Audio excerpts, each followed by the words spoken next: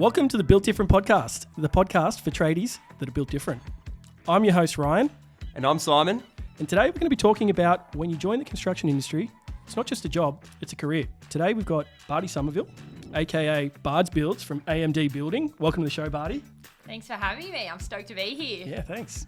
So before we get into it, we need to know, what's your go-to smoko snack? Well, my go-to smoko, most days I'll have like a wrap or something, but my favourite snack... So you're packing your own lunch? Yeah, every day Every I day? pack my own lunch. Well prepared. That's good. Yeah, like clockwork every day. Like I pack my own lunch, but my favourite snack is you get these like, I don't know who makes them, but they're these like birthday cake muesli bars. Birthday cake. I'm literally, every day my nail belt's just filled with wrappers. I'm like, Yeah. oh yeah, these are the best. You got to make sure you got an extra pouch in the bag, like for the snacks. I think that's always so important. But do you share them? Do you share them with the other fellas on site? No No. way. That's like one of the highlights of the day, cracking that thing. Yeah, open. that's good. So Yeah. no one's getting They just look at fired. you with eyes of jealousy? Oh, I don't. That's my moment. Yeah. Stay away. 100%. Get out of here. And then we want to know, what setup do you run at work? What colour power tools do you run? I was like, when I started, Yeah. I had Makita. I was blue. Yeah. But I've gone to the Red Devil. Like, Team I Red, just love oh. it. Team Red, baby. Like, I love it. So No what was- looking back? Nah, no looking back. There you go.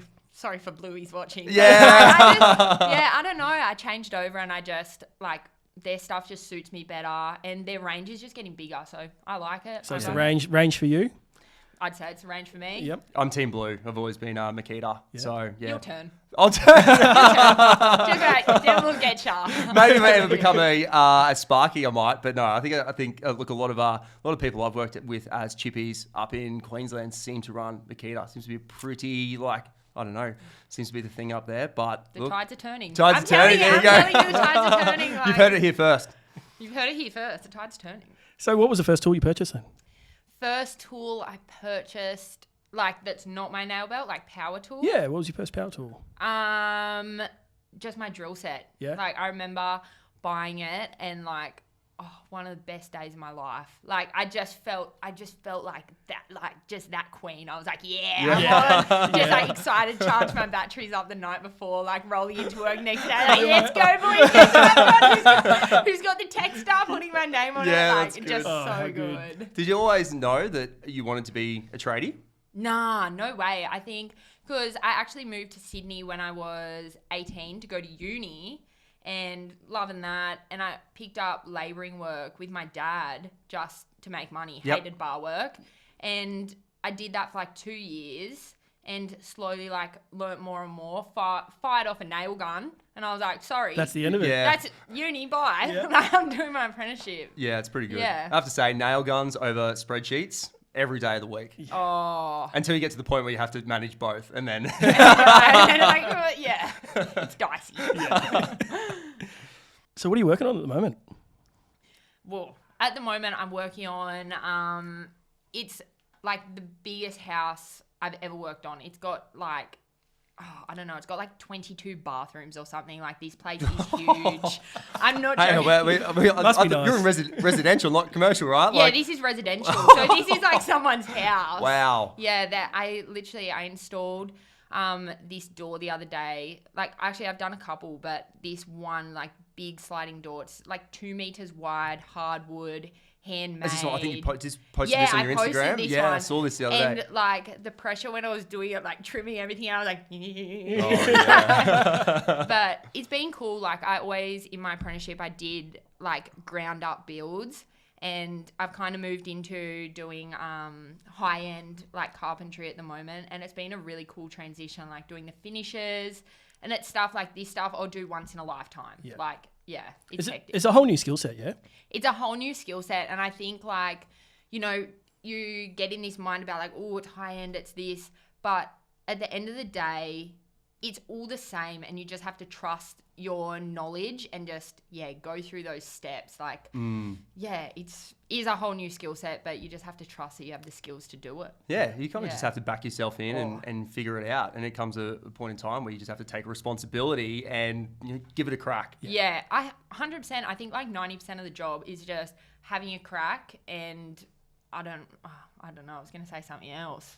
Figuring it out, like having a crack and figuring it out and just going like, it'll work out. I have the knowledge and just going with that. It's like believing in yourself, yeah, right? just having like that self-belief. Yeah. Because there isn't a rule book, like, and you've got guidelines, but you're not following a direct, like, you're not following instructions, specific instructions. Oh, yeah. Like so many things, it's like you're applying principles and what you've learned from other things and trying to get that job done. Yep. Exactly. And I think like another really big thing is that like in the industry, there's a million ways to do one thing. Yep. So many ways to skin a it's like cat. there's no instruction manual and there's also like a million ways to do it. Pick one. Yeah. Like, it's just crazy. But I think something I've taken on board a lot recently is just it doesn't matter how much you know how to do something. Like if someone wants to take the time to like show you something or tell you something, like I always just listen because I'm like, it doesn't matter if I know how to do it. Like maybe one day that won't work and I'll take this on board. So that's super important. Like just listening. Yeah. So it's kind of like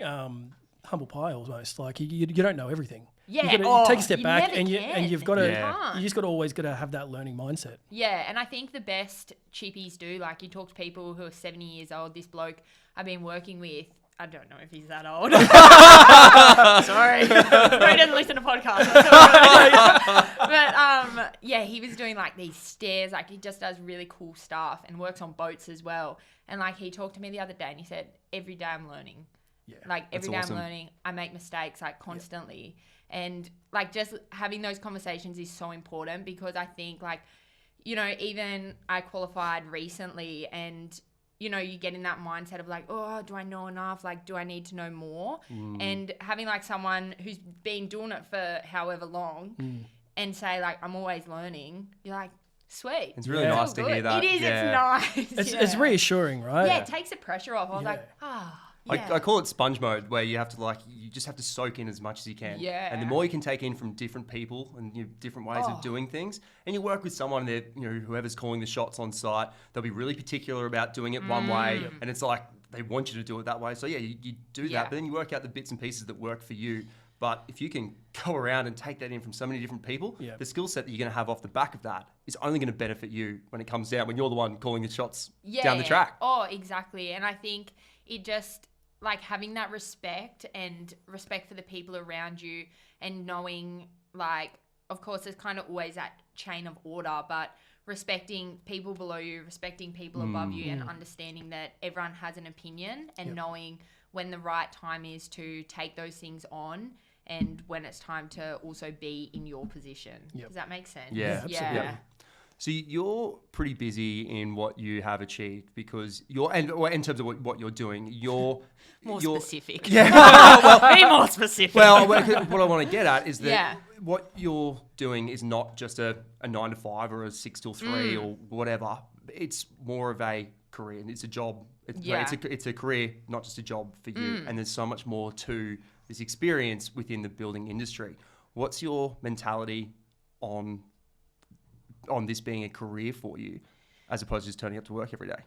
Yeah, I think initially, like when I started like labouring and stuff, to be honest, like I would go to work and I'd never been on a job site, nothing like that before. So I'd kind of look around the tradies like, what's going on here? Like, I don't get it. Like, why would you choose to do this? Yeah. Like, I was just like, this is rubbish. Like, but I just didn't understand.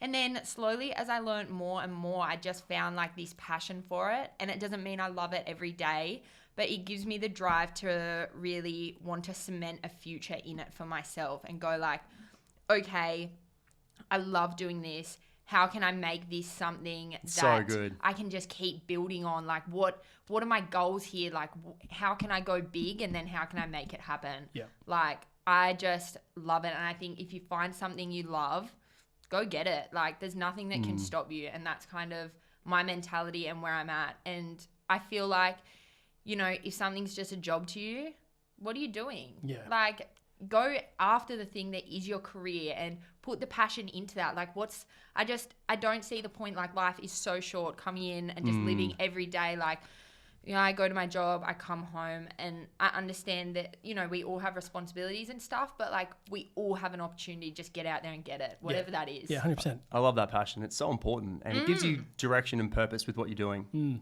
Yeah, exactly. I think my passion is one of my biggest drivers, and even when I'm not exactly sure where I want to go, I just like cling on to dear life, and I'm like, I've got passion, baby. Let's just keep going. Strap yourself in. Let's see where we end up. Yeah, exactly. And yeah, my passion creates my vision, and I just chase it. Yeah. And has it always been like that for you? At what point did you realize that this really was a passion for you? It's like literally when I talk about firing off a nail gun, like that was it. We were doing overtime on this job. I was a labourer. They were like, hey, Bardie, do you want to fire off the nail gun? I was like, oh, I'll have a go. First shot, completely missed. Yeah. Nathan's gone home. Everyone's like, oh, should be a man. And then next one, I just like put the gun in, like fired it off. And I just felt like so bad. I was like, oh, like I need background music. Literally. And got your hook, line and sinker right there. I was just hooked, and I was just like, I just became so hungry. Like, I was just like, I just want to learn more. I want to be good. I want to, like, be the best. Yeah. Like, I just became hungry to... That's awesome. I don't know. I can't explain it. Like, that's really good. Yeah. Yep. And what's your vision for where you want to be in 3 to 5 years' time? 3 to 5 years' time, I want my own business. I just bought a house, and I really want to just go at it. I feel like, for me... I really, I went to uni for art. I'm a super creative person, love painting, and I really want to I have like a lot of visions in my head and things that I just, because on site you do really cool things every day, but like I have things that I want to do and try that I'm just like, let's just roll with it. Yeah. That's just, really cool. Yeah, bring that creativity and my skill set together. But I definitely see myself stepping into a place where I have my own business, I work for myself. Yeah. That's for me personally. And then I would say industry-wise, I really want to do things with more purpose, like get people to see the benefits of trades, that they can be really for anyone, and that you use so many different parts of your brain, and just, continue working in all those areas. Like, get people excited. Yeah. That's great. And before we went live this morning, you're talking a lot about your passion for mental health. Would you like to talk about that and your experience? Yeah, so mental health and health in general in the trades is something I'm super passionate about.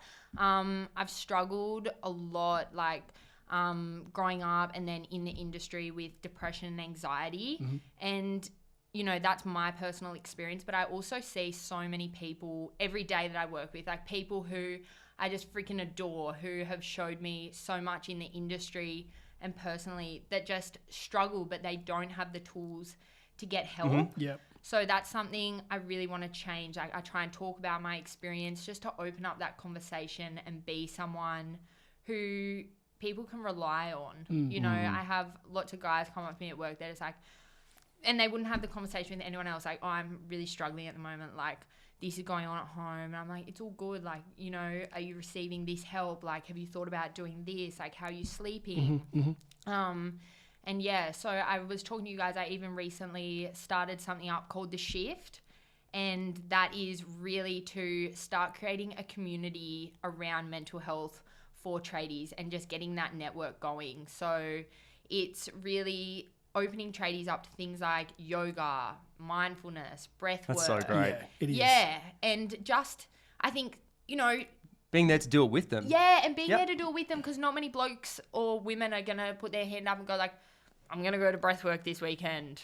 And like just step out of their comfort zone, because, you don't know where the class is. You don't know what to expect. Yeah. But having a space where it's like tradies and you're like, oh, I can take my mate. That's right. Yeah. It's people like me, And people get it. Like, the past couple years, we've been under the pump like never before. The whole industry has. The whole industry. Yeah. It's like what used to be the Christmas rush has been our life. Yeah. So I think... like, you're going to calm down next month. It'll be okay next month. Yeah. And then, no, it's like we're still busy. Yeah. And it's great, but like... It's great, but people are burnt out. And it's a lot. And I think anyone you talk to, they can relate, but it's just being able to have those conversations. Just support each other. Yep. Yeah. Easy as that. Yeah. Yeah. And it's about normalizing it, right? Normalizing it. 'Cause I mean, tradies that they wouldn't know what breath work even is. I don't even know what it is. Not that I'm a tradie, but but I think it's opening their eyes to what else is out there to help them cope. Exactly. And it's not about coming in and leaving like a guru. It's about coming there, going, okay, I learnt this stretch. Yep. Maybe I'll do it. It's good for my back. Yep. When did this meditation, I'm feeling a bit stressed. Maybe before I go to bed, I'll take a few breaths. And it's just, we're not pushing people to make these drastic changes. No downward dogs on site? No, I mean, go for it if you want. It's finding the things that work for you. Yeah. Yeah. Right. And taking the time to step back and be like, this is a strategy that I can use that helps me just reset, refocus, and making sure that I can, when I turn up to work, that I'm ready to go and I'm in the right frame of mind to do so. Yeah, to bring my best. Yeah, just bringing your best. That's what it's about. Just how can we be better? How can we do better for everyone? Yeah. So you've obviously got a lot of drive to achieve, and you've got big visions. How do you How do you keep motivated?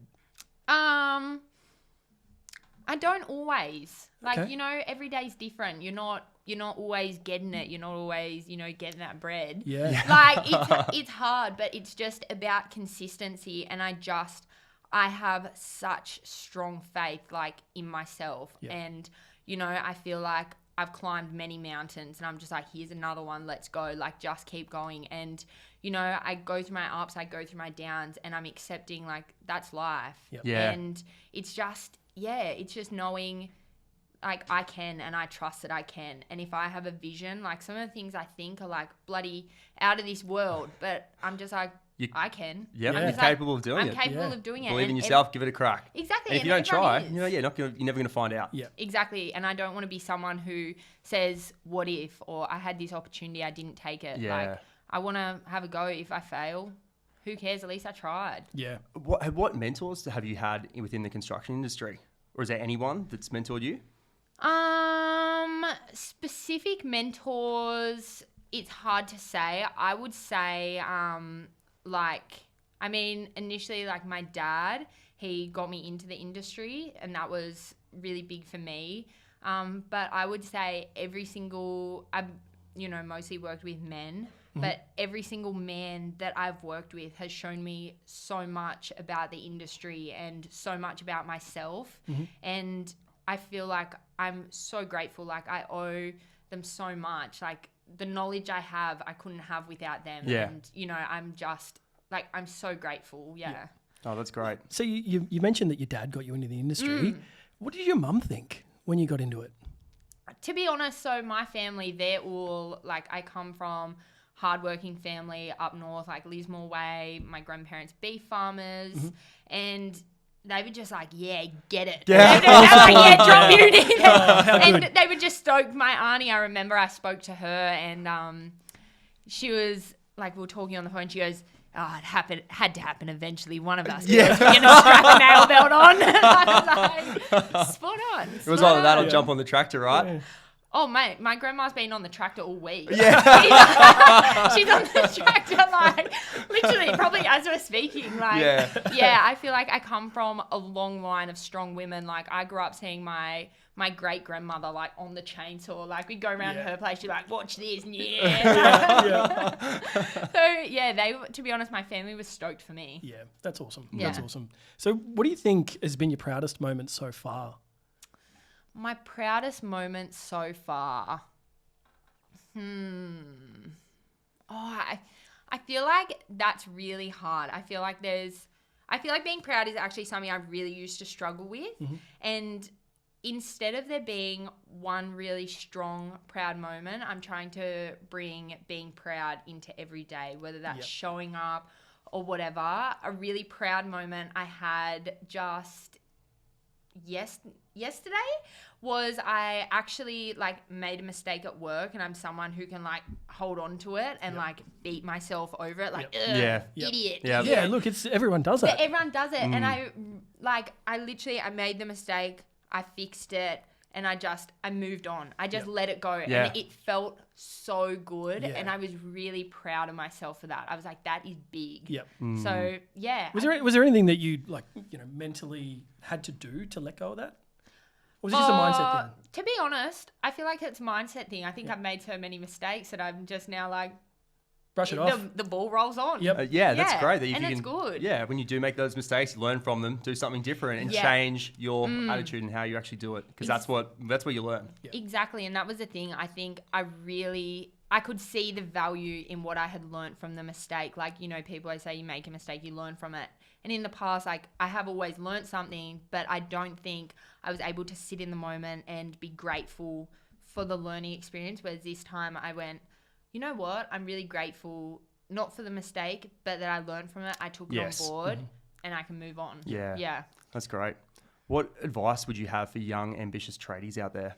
For young, ambitious tradies, I would just say just go for it. Like, strap yourself in, listen. Like, and as I was saying before, like, just anything anyone has to say, don't be the one on site that's like, yeah, I know. Like, just listen. And if someone wants to share their knowledge with you, like, that is powerful. Yeah. That's some serious stuff. Like, you're talking to some people who have been in the industry like 50 years sometimes, and you don't know who that person's learned off. Yep. So just go into work with your ears open and walk around with your eyes open. Like, see what's going on. Watch how people do things, other trades. Just be present. That's great advice. Yeah. Check your ego at the door, sort of thing. Yeah, leave it. Yeah. See ya. Yeah, you got to No do space it. for it. Oh, it can be a hard thing to do. Like, Yeah. I walked onto site for the first time as a 31-year-old with no idea about a construction site or, what it meant to be a blue-collar worker. Yeah. And, it's a lot. You put your tail between your legs and you go in and then you start taking instructions from 18-year-olds. You have to just leave your ego out the door. Yeah. Yep. Yeah. And the thing is, everyone's been there. Like, we're all in the same boat. So just leave it at the door, have respect for the people around you, and just get on with it. You're all in it together. You're all at the in end it of the day. together. Like, You're all there to do the same thing. Yeah. And no one wants to be at work. Like, everyone would rather be doing something else. It's great that, you love it and you can be there. Like, that's great. But, you've got to get in there and get it done. You've got to do something. Yeah. Yeah. My saying is they call it a job for a reason, right? Yeah. Or they call it work for a reason because it's hard work. Yeah. Yeah, man, it is. Like, it's like, I love it, but every day's different. How are you like, finding the hard. conditions down in Melbourne? You haven't done a winter down there yet, have you? Disgusting. Yeah. Man, what is the go with that? I've been like going out to work, I've got like my long pants on, jump up, puffy vest. I'm walking around, I'm like, it's raining on me. Like, I'm not cool with this. Are you regretting the choice yet? Are you ready to move? Nah, No? no. Not yet. Rain's not going to put me off course. Jeez, you're a tougher Please. tougher you're trader tough. than I am. No. Much tougher than me. Give me the air-conditioned office any day. Yeah. Yeah, no. I love it. Like, I think even, like, rain's not great, obviously, but, like, one of the things I love about the job is being able to work outdoors, like standing frames, pitching a roof in the sun. Like, it's just mint. I love it. Yeah. That's good. Yeah. So, what's next for you? What's next for Bardie? What's next for me? I feel like I've got lots of stuff in the works at the moment, but right now I feel like I'm really centering myself and bringing myself back and saying, okay, what are my goals? What am I passionate about? And really being selective with my energy. I love my job right now. The company I'm working for is awesome. So I have that. And then I also have my house. So that is going to be really exciting. Like, I'm so excited to share Heaps more on your about plate. it. Oh, heaps on the plate. And then That's such a obviously big the milestone, being able to purchase your first home. Like, Oh man, you should have seen reno me. plans? The Pinterest board is scary. You would like to see it. Like that is just me. Like, I seriously, like, I dream about it. Like, There's so I'm many just, ideas flying around. everywhere I go, I'm Yeah. just looking. I'm just like a shark. Like, I'm sick with it. Yeah, that's awesome. Simon, you renovated your house recently, didn't you? Yes, yeah, got through it, and yeah, it's a lot. through it. Well, yeah, it's a lot. It's a time in my life that's I have compartmentalized because Yeah. there's just so much going on when you're working and then trying to renovate at the same Yeah. time, and yeah, it can be so stressful, and you're trying to absorb ideas and pick people's brains while you're at work and be like, Yeah. hey, what do you think of this? And it's actually really nice to have an opportunity when you're in charge of your own reno, and there's an element of creativity there that you can take in whatever direction you want. You're not building to someone else's dream. You're doing your own thing. Yeah. But then, like, asking people their thoughts and opinions, they feel really... they're just like being validated and included in the decisions that you're making because you care about what they think, and it's really nice. You got any tips for Bardie? Oh God, for going through the reno. Well, I didn't want to drag it out. We just got in and got it done because I didn't want to be living in a house that was like half completed for years. Oh, isn't that a saying? Builder's house is never Builder's house is never finished.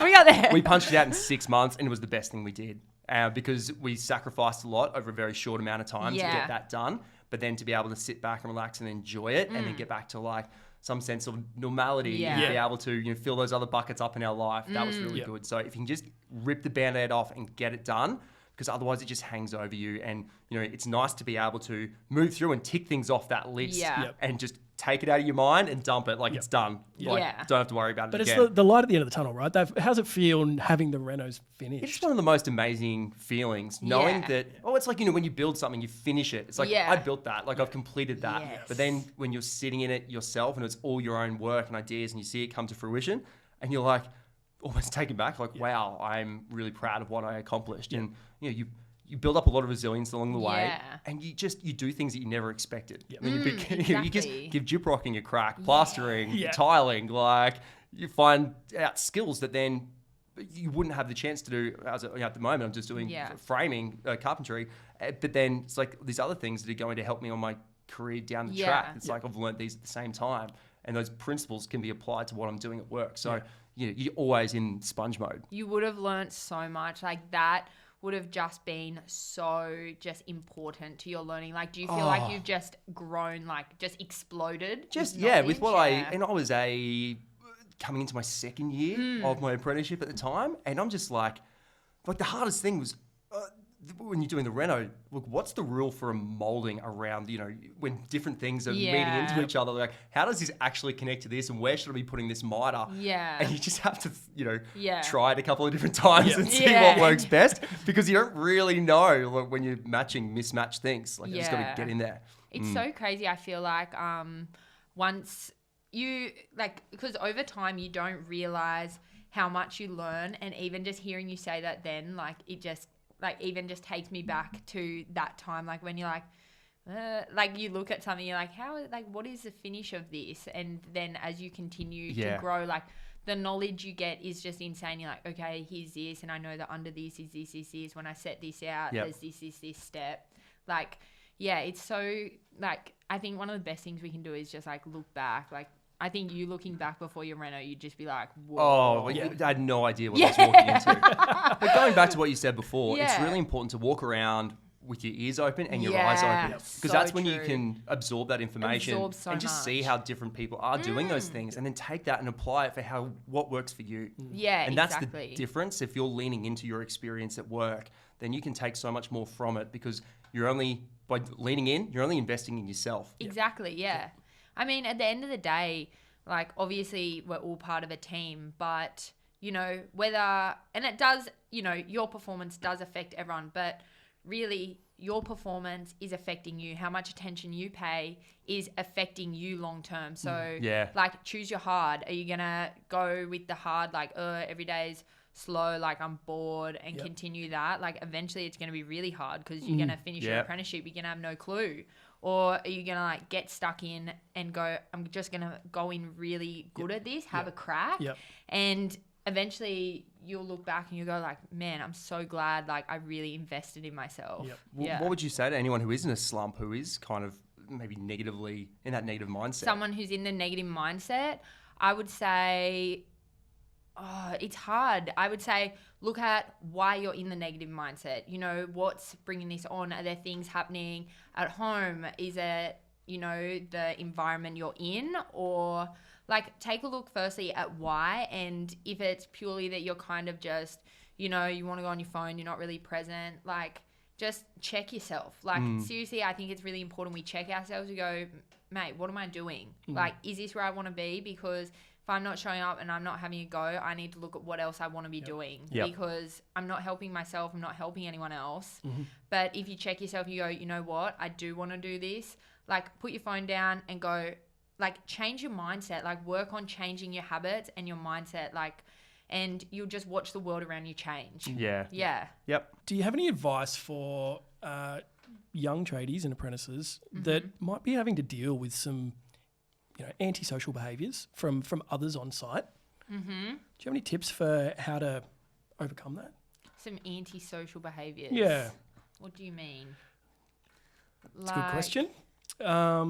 If someone is turning up like in a negative mindset and they are kind of down and in the dumps, what would you? Okay. So if someone's showing up and they're not really present, if they're not present, okay.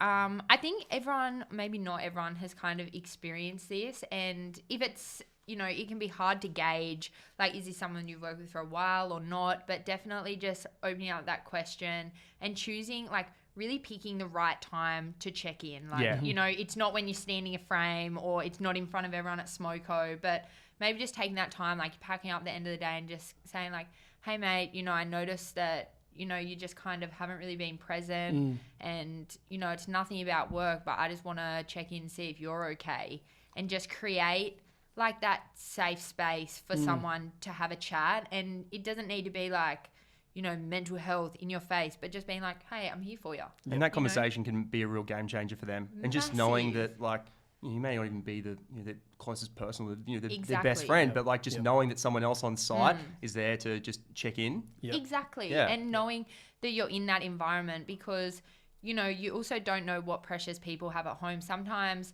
you've got no idea. And sometimes people do have family and stuff around them, but maybe they have something else going on that they feel like they can't speak on with the people close to them. Yep. So, just opening that up and just not judging someone if they're being like that, but rather going, are you all good?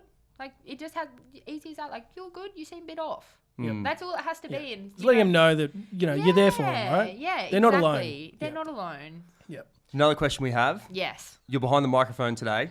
You've been behind the cameras recently on the bridge. Ooh. Can we expect to see Bardie behind any more cameras in the near future? Negative. I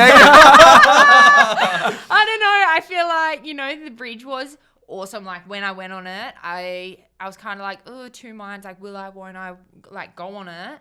And I was like, oh, stuff it. I want to grow. Like, I purely went on because I was like, I'm too comfortable. Yep. I was like, I'm too comfortable. I want to get out of I feel like that aligns with everything you've spoken about today. Yeah. Just getting in and giving it a crack. I just throw myself in the deep end, really. Yeah. But, yeah, I feel like that really started up in me just a big chain of events to just change. Like, when I came back, I remember I stepped back into the world, went to work, and I was just like, I feel like I just don't fit this place anymore. Like, I'm sorry. She's gone. Yeah. She built a bridge and she was left out there. She's taken that bridge. She's away. Yeah, that's good. But yeah, I don't know. I mean, never say never, but right now I feel like I know where my passions lie, and like I'm going in hard for myself now. Yeah. Well, look, you're pretty active on Instagram. Yeah, you've seen me on Insta. See videos and stuff around. Yeah, creating some really good tradie content. Yeah. Whereabouts can everyone find you? So everyone can find me at Bards.builds on Instagram, and also follow theshift.au on Instagram as well to keep up to date with that. Well, that's about all we've got time for today. Thank you so much for joining us on the pod.